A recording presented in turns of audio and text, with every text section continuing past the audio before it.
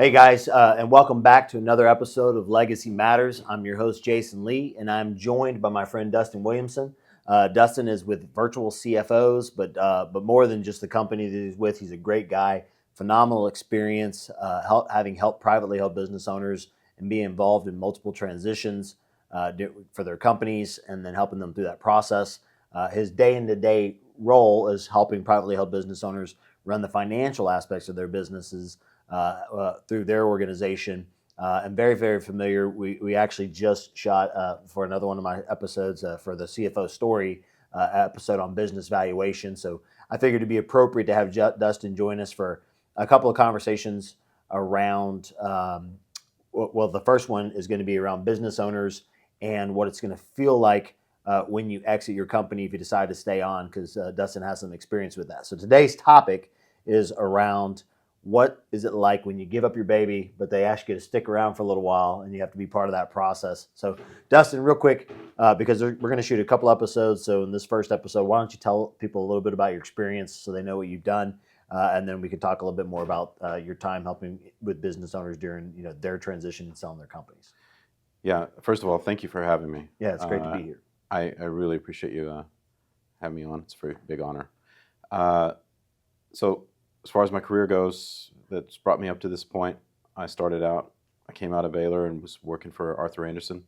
Was in Houston, Dallas, and ended up in Brussels, Belgium for 3 years. And so when Andersen liquidated, kind of fell apart, I went back to grad school, got my MBA at Thunderbird, and then came into venture capital, private equity, then investment banking and structured finance, which is a little bit different than normal investment banking where you're selling companies. We were forming them and creating partnership structures cross-border. And then in 2010, when the German investment bank that I was working for, everybody went back to Germany, I started my own thing. And there wasn't a lot of transaction work, but there was a lot of valuation work. And so I came together with a small team, and we built a sizable valuation practice in Austin, and eventually got into fractional CFO work and all kinds of exit planning, turnarounds, you name it. We were small to mid-sized companies that were going places we were involved with. So I took a liking to turnarounds. It's a little bit hairier, and it takes a little bit more not patience, but risk acceptance. And so I did a couple of turnarounds, and I ended up in Midland, Texas, and definitely was in the mode of, I think I'd like to get back to Houston as quick as possible, and ended up being. So you didn't like the desert? No, the high desert, but there's still a lot of people that I miss, but it certainly was more geared towards me here in Houston. So I ended up with VCFO, and so we do fractional CFO work. I'm the managing director of Houston. We cater to the lower middle market. We do CFOs, controllers, and high-end HR people. And so there's a little bit of our practice that deals with valuation, but we're not a valuation shop. Understood. And so we're not a CPA firm, but we're a consulting firm that we can function as your CFO. Understood. But your time in corporate America, you were actually helping do valuation, or you had started a valuation practice prior, which gave you some time in that. And then you spent some time with the transition of taking over and being a part of the transition team for taking over companies. Is that correct? Right. Yeah. So as I came out of Thunderbird, I got my CVA and focused really in the private equity venture capital space and how valuation applied to that space. It wasn't till about 2010 when we started a firm that actually did valuation work. And it's very different than what we do now. Valuation work is where you're at a specific date for a specific purpose. You're producing reports that are to be used in legal cases, tax cases, things of that nature. What we do now is it's focused on what's the estimated value of the company today, And since risk is inversely related to valuation, could it be worth if you eliminated certain risks? So that's where the CFO comes in, eliminating those certain risks. So during this season that you've been in your life and the experience that you had, tying it back to our conversation today, you've been part of business owners having transition and their expectations when they've stayed around and what that process looks like. Right. Yeah. So there are a lot of things you can do ahead of time. The worst situation you can have is somebody picks up the phone and calls me or even calls you and says, "Hey, I've got a buyer at the door. What do I do?" Right. And like that's like, well, there's not a lot you can do, but there are a few things. But let's talk. And so, it's 3 to 5 years minimum preparation time. Okay. So knowing that there's 3 to 5 years minimum preparation, let's talk about more specifically what a business owner can expect when that time comes, right? So, because we could do a whole episode on how to prep, and I'm sure I'll do plenty of those. But specific to this topic today, talk to me about what typically happens when a business owner transitions and they're asked to stay around and what they can come to expect. So I guess the easiest way to think of it is that you've created a baby, and for better or worse, you're stuck with that baby until it's it's time for the baby to leave the house. And so when you've spent 10, 15, 20 years building this baby and you've never had somebody tell you, "Hey, your baby's a little ugly," or "Hey, your baby might need some work," like before it leaves the house. And that's really sad whenever you get to those points where somebody didn't tell them, "Hey, if you did these certain things, you could really make that baby look better." And so one of them is something that how we've met each other is through retention policies and how you retain your key staff. First and foremost is getting the right people in the right seat. And many times when you're in the middle market or lower middle market, and by that I mean between 10 and 150 million, it's really important to make sure that the people that are in the seats can actually do the job and they like doing the job.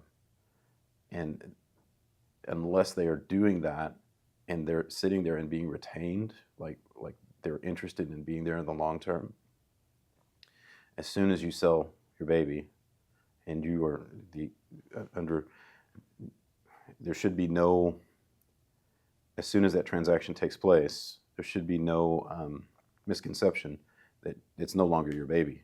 Right. And so a lot of times if they haven't spent a lot of time on retention and getting those key players not only interested in firing on all cylinders, but also staying behind after the transaction, they leave. And that's one of the in a buyer's perspective, that's one of the worst nightmares that they can experience. Right. Is the company made up of people, processes, and procedures is not the same company the day after the transaction because somebody left. Right. And so that adds to risk. Risk is inversely related to value. Gotcha. And so there's several things. That one in particular can be addressed way up front before you ever hit the transaction stage. So when you're saying addressing with your key people is putting some type of plan in place to incentivize them, but also incentivize them post-sale? Exactly. Gotcha. Yeah. And the other key thing to really remember, there's two that I can think of based on the question you just asked, was no matter the easiest one, and it should be fairly obvious, but no matter how many times you're told, "Oh, nothing's going to change." Right. It may not be the day after the transaction, but 6 months later you're going to turn around and a lot has changed. Right. They don't buy the business under the pretenses is the same old, same old. Right. No buyer does that. So that I would take with a grain of salt when you're told that specific phrase. The other is you've got to be able to separate the business from the owner. If you can't do that, you really don't have anything to sell. I mean, the business is made up of its IP, its people, its processes, procedures, and how they execute in the market. But if the business is made up of the owner or even the owner's family, and they are providing basically the business backbone, and they can't be separated, then there's really nothing to sell. Who's going to buy a person? And so it's really critical to start separating, giving the responsibility to your team and having them functioning as a team so you can walk away from that business. Yeah, so I guess the secret of what we're talking about is with exit, because no one's really ever prepared for exit. I think people start saying they're going to do that. But usually what I've observed, other than companies who set out with a mission to exit, meaning that, and then this is happening like private equity and a lot of companies where people are buying them with the intent to flip, but most privately held owners who've held their business for a while, usually there's a triggering event that causes them to move to want to sell. They've either gotten fed up, the market changed, COVID was an example, things changed, and now it's time to go. And like you said earlier, they had not prepared for that, so then they left money on the table, right? And then in most cases, they're being asked to stay behind. And a lot of times, I was just talking to a business owner the other day, somebody we helped transition. He's still behind, and it's weird for him. Yeah, he's actually being asked right now, like he's staying behind in a kind of a more of a high net or a high touch point relationship guy with some of the key people, kind of to keep the culture. For lack of a better term, I think they just don't want a complete shock and awe to the entire culture of this guy, because he's such a critical part of the brand. But the business really wasn't built on him. And the guys that bought his business came in, and it was a very strategic buy. And now they bolted on, and it's almost it's like they've literally brought them into their system and said, this is how this is going to work. And now he's like not even being invited to meetings, right? So he's like, they're like, all right, hey everybody, we're going to get in here and discuss some strategy and stuff. And then he's like, grabs his coffee and starts walking over, and they're like, oh, it's okay, we don't need you in this meeting. And I was talking to him the other day, it was so weird, because he's like, so weird, like they're having a very strategic meeting and I'm not in it, because but it's so his baby is being talked about, and they're like, hey, we can't come in here while you're talking about your kid, and so it's kind of an interesting thing. So I think part of letting go probably makes sense, that business owners have to prepare that there's going to be this gap if you are asked to stay around. It's kind of a weird thing, because you're asked to stay around and bring value, but also your opinion only carries a certain amount. Like your opinion used to be the only one that mattered, and now it's of some value. Right? Yeah. But there's a new boss in town, and you work for them, which is a unique dynamic. Yeah, that is something that the mental transition is something that is most owners are not, unless they've been through it before, are not prepared for. It's kind of like being your whole life an order giver, and then all of a sudden you become an order taker, and it's a huge adjustment. Yeah. And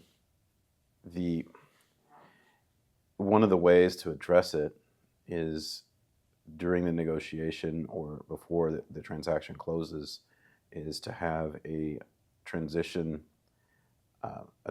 plan, and you outline who's responsible for what and how things are going to go down, all the way up through at least 6 to 9 months, but you could go out a year or two even, about clearly defining the responsibilities. So that kind of prepares the owner for what's about to happen, and it also forces the hand of when the buyer says, hey, nothing's going to change, because you want to believe them, but things change. You're no longer invited to your meetings, or you're no longer in control. So it sounds like to me, again, if I'm listening to this and I'm thinking about exiting, or maybe someone's tuned into this conversation, some key takeaways, right, would be really start planning today on what that looks like, whether it's going to happen, whether something calls it and makes it happen. You really should be working with your advisory team, who typically consist of your internal team, your executive leadership, probably consists of your wealth team, your tax team, your legal team, whether you have those internally or external, sometimes instances fractional teams, but everybody should be rowing in the same direction of what happens leading up to that exit. Do we have the things in place to maximize that exit, which is the right team, the right strategy, the right people retained, the right systems and processes in place for the business? Is your team in a place where it's not relying on you? Have you built that and put that in place where you could disappear for 3 months and nothing really changes?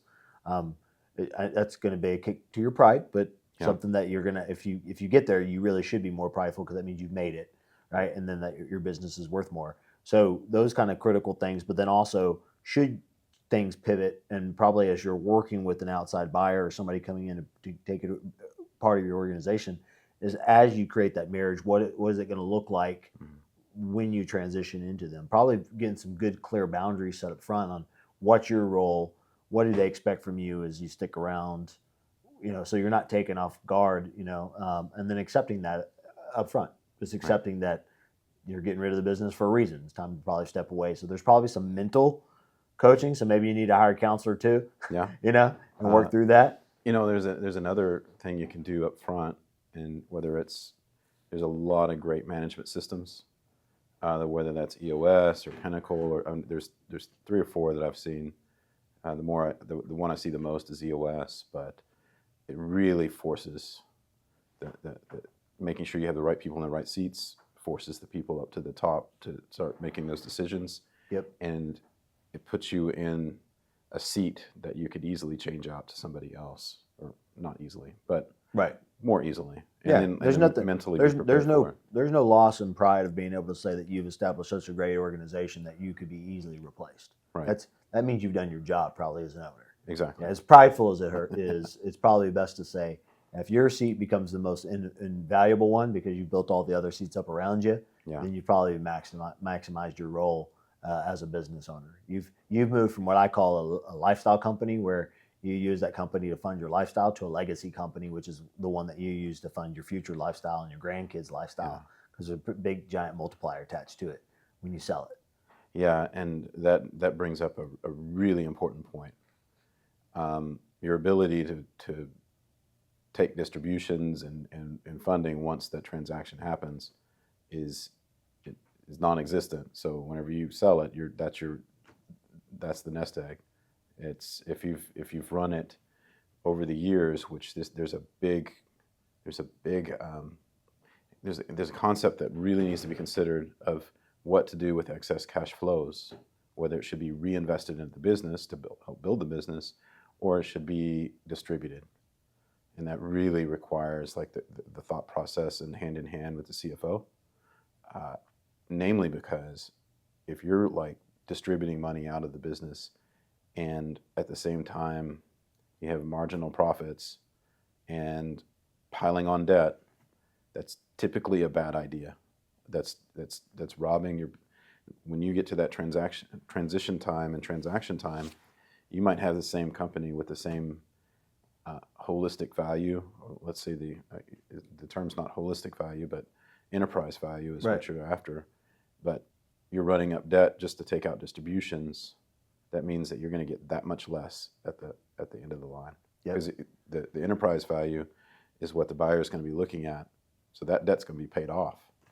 So you're robbing Peter to pay Paul, so to speak. In those situations. And we'll leave with that, which goes to and because we'll jump to our next topic on our next video. But I think it goes back to poignant planning up front, right? So you can never be planned enough, and you can't plan 100% for your exit when that time comes.